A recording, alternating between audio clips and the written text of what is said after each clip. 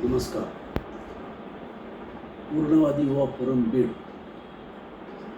परमपूज्य विष्णू महाराज पारनेरकर महाराज यांच्या कृपाशीर्वादाने हा जो फोरम काम करतो आहे, यांनी यावर्षी नेहमीप्रमाणे गणेशोत्सव साजरा करण्याऐवजी गणेशोत्सव साजरा केला आहे. ही फार आनंदाची गोष्ट आहे आणि मला त्यात अधिक आनंद असा वाटतो की मला त्यात त्यांनी सहभागी होण्याची संधी दिली आहे. मला जो आज विषय दिलेला आहे तो कोरोनाची तिसरी लाट याबद्दल काही सांगावं असं मला म्हटलेलं आहे. खरोखर कोरोनाच्या तिसरी लाटेबद्दल आपण सर्वजण अनभिज्ञ आहोत, पण जर ती आलीच तर आपल्याला तिला तोंडही द्यायचं आहे. तर मला असं वाटतं की त्या विषयाबद्दल बोलतो. आधी या आजाराबद्दल व याच्या पहिल्या दुसऱ्या लाटेबद्दल आपण जास्त माहिती करून घेऊया.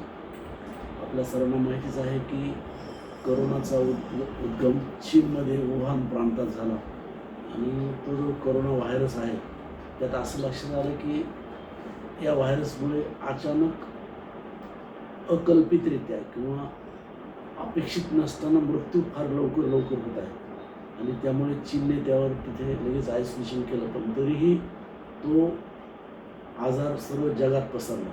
इथेच मी काही संकल्पना सांगू इच्छितो. आपण ज्यावेळेस आजार नेहमीसाठी काही जे आजार असतात त्यांना एंडेमिक म्हणतो, जसं की टायफॉईड आहे किंवा कावीळचं आहे किंवा दुसरे असे आजार जे असतात, न्यूमोनिया आहे, TB आहे, हे एंडेमिक म्हणजे नेहमी आढळतात. जे आजार एपिडेमिक म्हणतो म्हणजे त्यावेळेस कुठली तरी लाट येते. कावीळचे समजा एरवी समजा एका वेळेस 5 पेशंटच्या ऐवजी एकदम 50 पेशंट आढळले किंवा मलेरियाचे 2 पेशंट महिन्याला येतो त्याच्याऐवजी एकदम 50 आले तर त्याला आपण एपिडेमिक असं म्हणतो किंवा साथीचा आजार असं म्हणतो, साथ आली असं म्हणतो साथीच्या आजाराची. आणि ज्यावेळेस ही जी एपिडेमिक आहे, हा एपिडेमिक ज्यावेळेस पूर्ण जगभर सलगतेनं पसरतो एकाच वेळेस किंवा एकानंतर एक, त्याला आपण पॅन्डेमिक म्हणतो किंवा मराठीमध्ये आपण त्याला महामारी म्हणतो. तर ही कोरोनाची अशी महामारी आहे.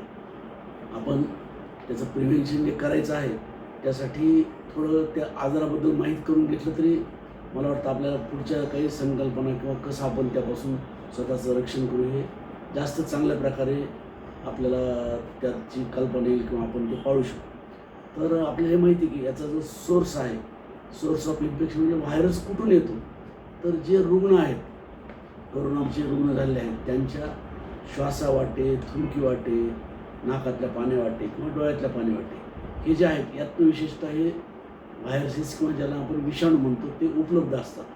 आणि नंतर जे ससेप्टेबल म्हणतो आपण की ज्यांना आजार होऊ शकेल अशा ज्या व्यक्ती आहेत त्यांच्याकडे व्हायरस जातात.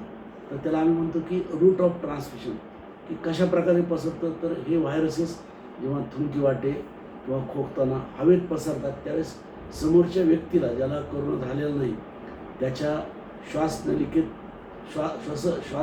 श्वसन मार्गात प्रवेश करतात. तर त्यावेळेस मग ते सुरुवातीला आपल्याला माहितीच आहे की आता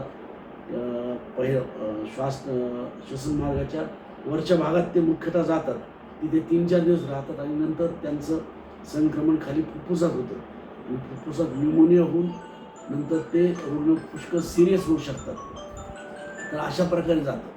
हे सांगायचं कारण असं की आपण जे प्रिव्हेन्शन मी सकाळी सांगेल की हा जो ट्रान्समिशन आहे हे जर आपण रोखलं तर आपण नवीन व्यक्तीला आजार न व्हावा या दृष्टीनं काळजी घेऊ. आता आपल्याला माहिती पहिली लाट आली होती. पहिल्या लाटेसाठी आपल्याला पुन्हा हेही माहिती की असे पॅन्डेमिक किंवा महामारी जे आहेत त्या याआधी 100 वर्षांनी वेगळ्या महामारी आलेल्या आहे माहिती. प्लेगची महामारी आली आहे माहिती, नंतर बर्ड फ्लूची आली माहिती आपल्याला. तर तशी आपण जगामध्ये 100 वर्ष जिवंत असताना कोणी माणूस नव्हता, त्यामुळं सर्व जगासाठी एक नवीन प्रकारचं हे एक आव्हान होतं.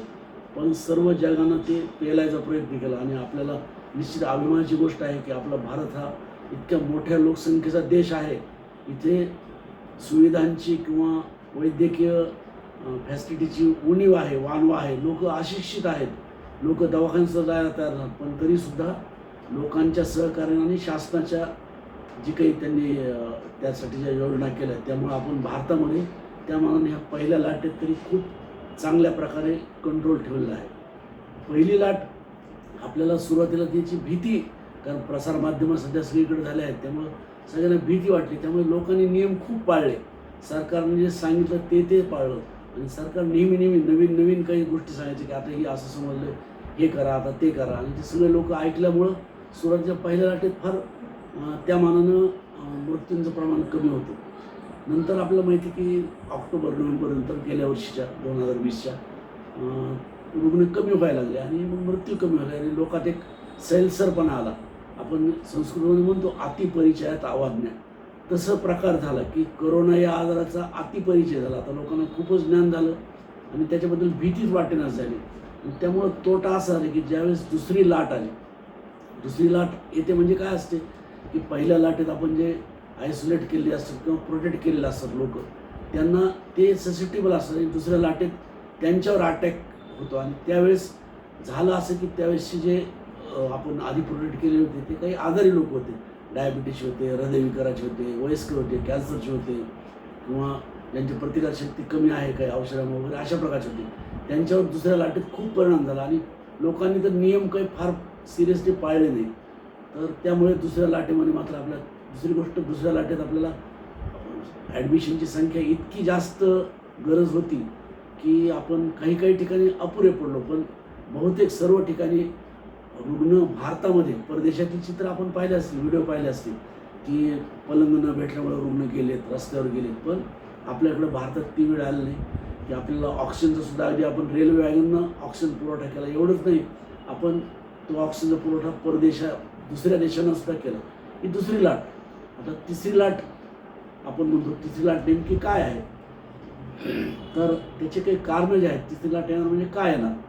तर पहिली जी लाट आहे, आपल्याला माहिती की कुठल्याही आजाराबद्दल प्रतिकारशक्ती ज्यावेळेस आजार होतो त्यावेळेस शरीराला एक प्रकारची ट्रेनिंग दिली जाते आणि ही जी ट्रेनिंग दिली जाते त्यामुळे शरीर पुन्हा दुसऱ्यांदा ते जर विषाणू किंवा जीवाणू आपल्या शरीरावर हल्ला केला तर त्यांच्या विरुद्ध चांगल्या प्रकारे लढू शकतात. पण या व्हायरसमध्ये किंवा काही जीवाणूमध्ये सुद्धा विषाणूसारखंच की एक म्युटेशन नावाची गोष्ट आहे. म्हणजे पहिल्या प्रकारचा जसा स्वरूप होता, आपण डेल्टा व्हायरस हे नाव ऐकलं असेल, म्हणजे पहिल्या प्रकारच्या पहिल्या लाटेचा जो विषाणू होता त्याच्यापेक्षा हा वेगळ्याच प्रकारचा आणि ते आपल्या शरीराला त्याची ट्रेनिंग नसते, त्याच्याशी कसं लढायचं असं आणि त्यामुळं मग दुसरी लाट आली आणि त्यामुळेच तिसरी लाटसुद्धा येऊ शकते. तर तिसऱ्या लाटेबद्दल फार आपण प्रेडिक्ट करू शकत नाही.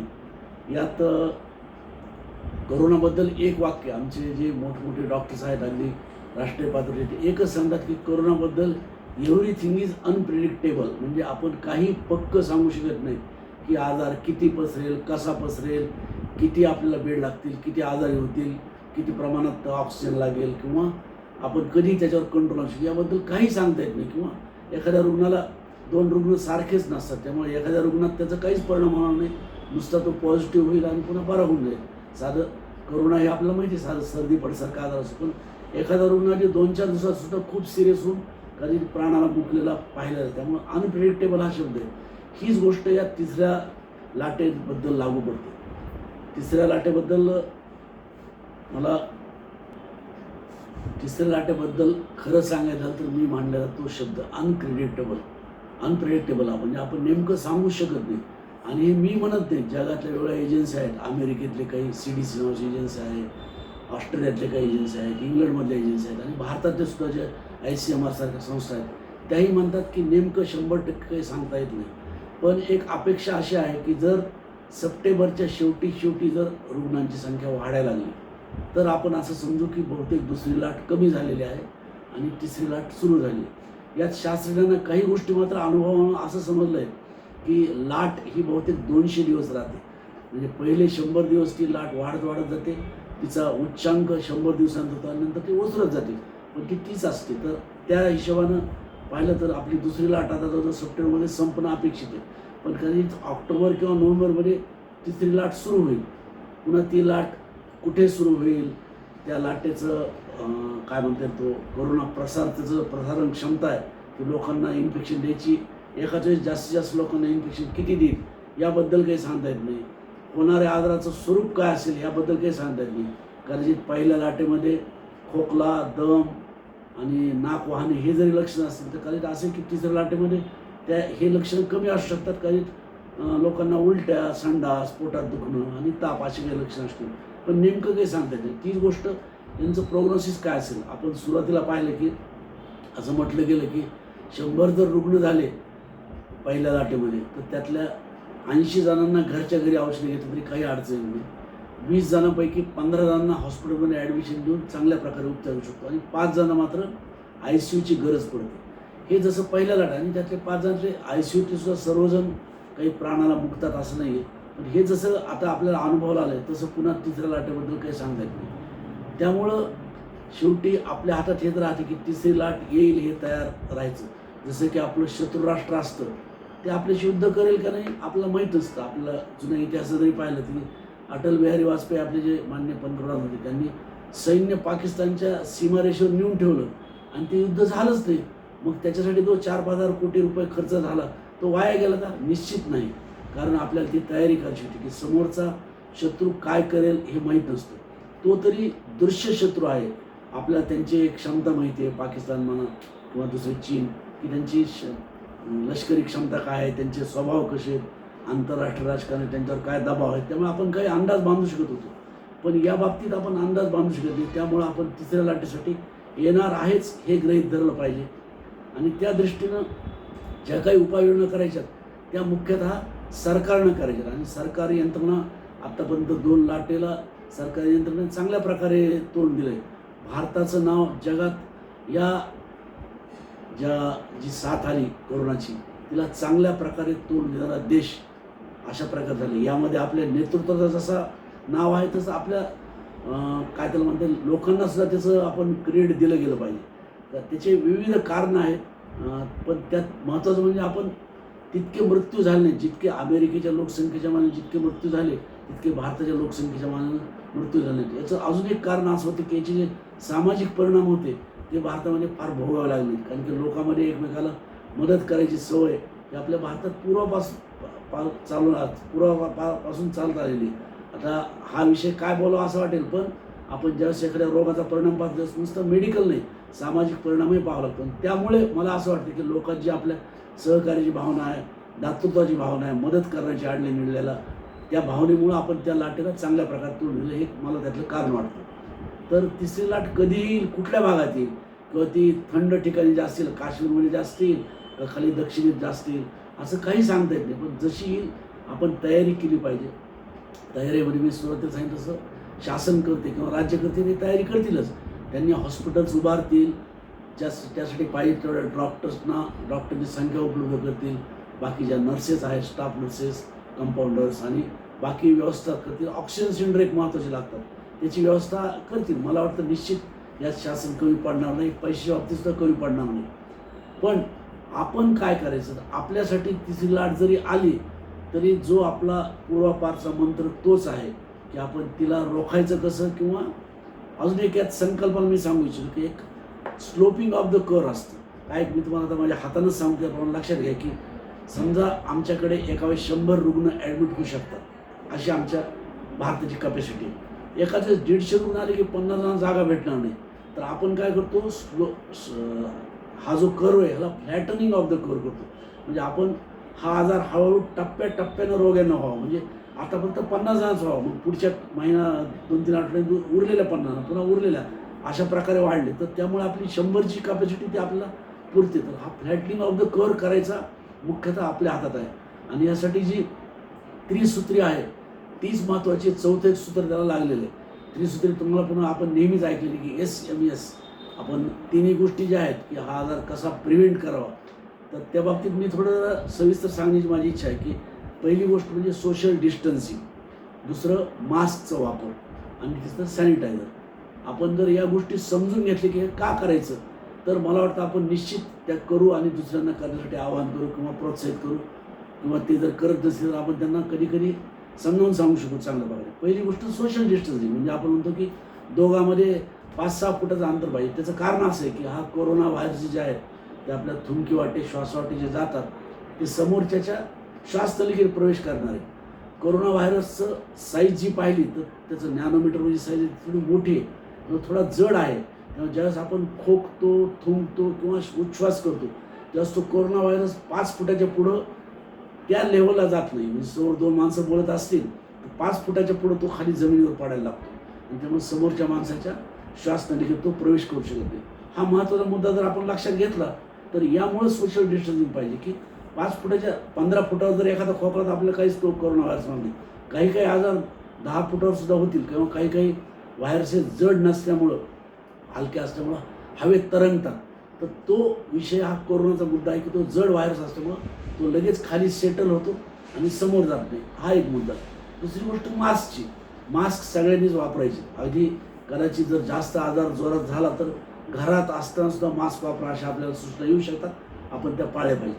मास्कचा उद्देश पुन्हा आपल्याला सोशल मीडियाने खूप सांगितलेलं आहे की समजा मला कोरोना झाला असेल, मी मास्क जर घातला, सुरुवातीच्या अवस्थेत मला आजाराचे लक्षण नाही आहेत, पण कोरोना व्हायरस आहेत आणि ते माझ्या श्वासवाटे बाहेर पडत आहेत. जर मी मास्क घातला तर माझ्या उच्छ्वासावाटे जे कोरोना व्हायरसची संख्या बाहेर जाणार, तिची मर्यादा येईल. तिची स्पीड आहे म्हणजे 5 फुटाच्या 3 फुटावरच ते पडणार, कारण तो श्वास जोरात नसणार आहे त्यामुळं. तर त्यामुळं मास्क घातल्यामुळं मी सोर्स म्हणून सुद्धा दुसऱ्याला प्रोटेक्ट करतो. आणि दुसरी गोष्ट समजा माझ्यासमोर एक रुग्ण आहे, तो जो की कोरोनाचा आहे किंवा त्याच्याकडे व्हायरसेस आहेत, त्यानं मास्क घातला किंवा न घातला, पण तो ज्यावेळेस उच्छ्वास घेईल किंवा बोलेल किंवा हसेल किंवा थुंकेल तर शिंकेल, त्यावेळेस तो जो हवा आपण सगळी शेवटी हवा एकच कॉमन असते आपल्याला, त्यावेळेस मी घेईल, ती घेताना जर मास्कद्वारे घेतली तर मी ते व्हायरसेस चाळेल किंवा चाळणीसारखं काम करते मास्कबद्दल सुद्धा खूप बोलायसारखे. पण आपल्याला माहिती N95 मास्क हे 95% व्हायरसेस टाळू शकतात, म्हणजे 5% फक्त एंट्री करू शकतात. बाकीच्या व्हायरसची कपड्याच्या वगैरे क्षमता कमी असते, पण आपण एकावर एक 2 जर मास्क घातले तर ते अजून शक्य वाटतं. त्यामुळे मास्क कशासाठी तर आपल्यापासून दुसऱ्याला कोणी झालाच आपल्याला तर, आणि पहिल्या काही दिवस आपल्याला माहीत असतं झाला का नाही, आणि दुसरी गोष्ट दुसऱ्यापासून आपल्याला कोणी म्हणून, हा दुसरा उद्देश. तिसरा उद्देश की हे सॅनिटायझर काय भानगड, हात धुवा वारंवार कशासाठी. त्याचं कारण असं की आपण जेव्हा खोकतो त्यावेळेस शिंक अशी करतो, आपल्या हाताला व्हायरस येतात. ते व्हायरस नंतर आपण खुर्चीवर हात ठेवतो, नंतर दार उघडतो आणि नंतर आपण त्यावेळेस आपल्या नकळत ते व्हायरसेस तिथून त्या खुर्चीच्या हातावर किंवा दारावर गेलेले असतात. नंतर दुसरी व्यक्ती ज्यावेळेस येते त्यावेळेस तो त्या दार उघडतो, त्या खुर्चीवर हात ठेवतो आणि मग नंतर तो बोलताना असं काहीतरी नाक तोंडाला हात लावला ते व्हायरस जाते. तर त्यामुळे उद्देश असा की आपण जे आजूबाजूचे परिसर आहेत ते इन्फेक्टेड आहेत, म्हणजे तिथे व्हायरस आहेत असं समजायचं. आणि जेव्हा आपण वारंवार हात धुतले, या हात धुण्याचं एक अजून एक वैशिष्ट्य आहे की आपण 20 सेकंद साबण ठेवले पाहिजे. याच्याबद्दल शास्त्रीय माहिती खूप उपलब्ध आहे की या व्हायरस हा गोल असतो आणि त्याच्याभोवती लिपिड लेअर असतं. साबणाच्या पाण्यात 20 सेकंद जर तो व्हायरस राहिला तर तो निष्क्रिय होतो, का ते लिपिड लेअर डिझॉल्व्ह होऊन जातं त्यात. त्यामुळं वारंवार हात धुवायचे. किंवा सॅनिटायझर 70% अल्कोहोल आहे, त्याचीसुद्धा हीच ॲक्शन आहे. त्यामुळे हे जर आपल्याला समजलं की कशामुळं करायचं आहे, आपण समजा एकटेच एखाद्या रूममध्ये बसलो 4 तास, त्यावेळेस आपण वारंवार हात धुवायची गरज नाही आहे. किंवा आपण रस्त्याने चालत आपण वारंवार हात धुवायचे म्हणजे सॅनिटायझर वापरायची गरज नाही. तर ह्या जर गोष्टी समजून घेतल्या तर आपण चांगल्या प्रकारे अप्लाय करू. तर या 3 SMS हेच आपलं शेवटचं काय त्याला म्हणता येईल रामबाण आहे. थोडक्यात रामबाण, 3 टोकाचा रामबाण हाच आहे की ज्याच्यापासून आपण तिसरी लाट सुद्धा आपण थोपू शकू. चौथं जे आहे त्यात की चौथी गोष्ट आहे व्हॅक्सिनेशन. व्हॅक्सिनेशन ही खूप महत्त्वाची गोष्ट आहे. व्हॅक्सिन काय करतं तर व्हॅक्सिनद्वारे आपण व्हायरसेसचे काही पार्ट शरीरात असे टोचतो की शरीराला ट्रेनिंग दिली जाते. जसे की मिलिटरीची ट्रेनिंग असते. आपण ऐकतो रशियाचा आणि भारताचा सराव झाला आहे किंवा पाकिस्तानचा दुसऱ्या एखाद्या देशाचा सराव झाला आहे. सराव म्हणजे त्या परिस्थितीत कशा प्रकारे युद्ध करायचं, हा जसा सैन्याला सराव जसा आपल्या शरीराला सराव करण्यासाठी ते आपण व्हॅक्सिन देतो आणि व्हॅक्सिनच्या विरुद्ध मग अँटीबॉडी शरीर तयार करतो. तर त्या अँटीबॉडीज तयार झाल्या किंवा शरीराला ती ट्रेनिंग भेटली की अँटीबॉडीज करायची की मग बाहेर ज्यावेळेस व्हायरस येईल त्यावेळेस शरीर त्या अँटीबॉडीज तयार करून त्यांना निष्क्रिय करून तो आजार होऊ देणार नाही. हा व्हॅक्सिनचं महत्त्वाचं तत्त्व आहे. आणि आपल्याला निश्चित अभिमानाची गोष्ट आहे की आपल्या भारतामधलेच व्हॅक्सिन्स सगळ्यात आधी भारतात तयार झाले. म्हणजे जे पुढारलेले देश आपण ज्यांना म्हणतो डेव्हलप्ड नेशन्स आहेत, आपण तर डेव्हलपिंग नेशन आहे, पण तरी आपण फार्मा इंडस्ट्रीमध्ये खूप पुढं असल्यामुळं आणि आपल्या राज्यकर्त्यांनी त्याला खूप प्रोत्साहन दिलं म्हणून आपण व्हॅक्सिनमध्ये जगात नंबर 1ची झालो. नुसतं व्हॅक्सिनचं तयारी किंवा प्रोडक्शन नाही, सगळ्या जगाला व्हॅक्सिन आपण देतो. आपण सुरुवातीच्या काळात अगदी फुकटसुद्धा व्हॅक्सिन काही देशाला दिलं, कारण तो आपला वसुधैव कुटुंबकम जी आपली भावना आहे ती आपल्याला प्रगट करायची एक संधी होती असं मला वाटतं. त्यामुळं तसं केलं गेलं. काही जणांनी त्याला नावं ठेवते सोडून द्या. तर व्हॅक्सिन प्रत्येकाने घेतलंच पाहिजे. वॅक्सिन घेतल्यामुळं काय होईल की आपली प्रतिकारशक्ती वाढेल आणि ज्यावेळेस तुम्हाला आजार वॅक्सिनमुळे होणार नाही का? नाही. आत्तासुद्धा पेशंट येतात 2-2 डोस वॅक्सिनचे घेतले, त्यांना पुन्हा कोरोना झालेला आहे. कोरोना होऊ द्या, पण हे निश्चित आहे की यामुळे जो कोरोना आजार होईल तो सौम्य होईल आणि महत्त्वाचा उद्देश आपला काय आहे की कोरोनामुळे मृत्यू झाले नाही पाहिजे. जे घरातले तरुण असतील किंवा ज्यांच्यावर घर अवलंबून आहे, कारण त्यामुळे मग तो घर उद्ध्वस्त होतं आणि राज्यकर्त्यांचं आणि आपल्या लोकांचं एकच मत आहे की मृत्यू कमीत कमी झाले पाहिजे. त्यामुळे वॅक्सिनेशनचा खूप महत्त्वाचा रोल या प्रिव्हेन्शनमध्ये आहे. आणि तिसरी लाट त्यामुळं कदाचित येणार नाही किंवा आली तर सौम्य होईल, त्याच्यात महत्त्वाचं क्रेडिट हे वॅक्सिनला असेल. वॅक्सिनबद्दल बरेचसे गैरसमज आहेत. वॅक्सिनमुळेच कोरोना होतो, वॅक्सिनमुळे कारण ते व्हायरस जिवंत नसतात, त्यामुळे ते कोरोना करत नाही. त्यामुळे खोकला 1-2 दिवस ताप येतो ते आपल्याला माहिती राहून जातो, कारण त्याचा अर्थ आपलं शरीर त्याला प्रतिक्रिया देत असतं. तर वॅक्सिनबद्दल आपण घेतलंच पाहिजे. आपल्या घरातल्या सगळ्यांचं करून घेतलं पाहिजे, गल्लीतल्या सगळ्यांचं करून घेतलं पाहिजे. आणि आनंदाची किंवा अभिमानाची गोष्ट अशी की आत्तापर्यंत भारताची लोकसंख्या 130 कोटीच्या आसपास आहे. जवळजवळ 75 कोटींचं काल टार्गेट झालं. म्हणजे 75 कोटी वॅक्सिन डोस दिले. म्हणजे त्याचा अर्थ त्यातले जवळजवळ 20 कोटी लोकांनी 2 डोस घेतले आणि बाकी उरलेले जे आहेत त्यांनी 1-1 डोस. तर आपल्याला अजून टार्गेट पुढे, पण आपण खूप मोठ्या गतीनं याच्याकडे चाललो आहोत. त्यामुळे मला वाटतं तिसरी लाट जरी आली तरी आपण तिला निश्चित चांगल्या प्रकारे तोंड देऊ शकू आणि त्यामुळे आपण आत्मविश्वासानं आपले बाकीचे सगळे कामं करावेत आणि तिसऱ्या लाटेवर तोंड द्यायला मनानं तयार व्हावं. बस इथे मी थांबतो. मला ही संधी दिल्याबद्दल या युवा फोरमचे मी पुन्हा एकदा आभार मानतो. धन्यवाद.